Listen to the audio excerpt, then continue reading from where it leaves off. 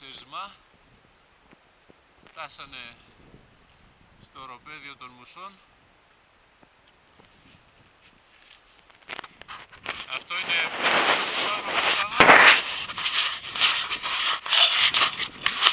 εδώ πάνω η κορυφή του προφήτη, το βλέπουμε.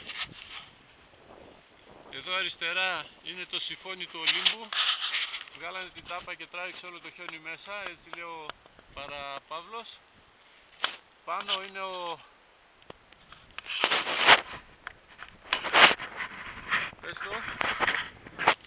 θρόνος του Δία, εκεί κάθεται, πιο αριστερά.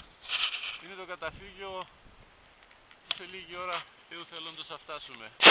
Αμήν. Τα λέμε Θεού θέλοντος στο τέλος.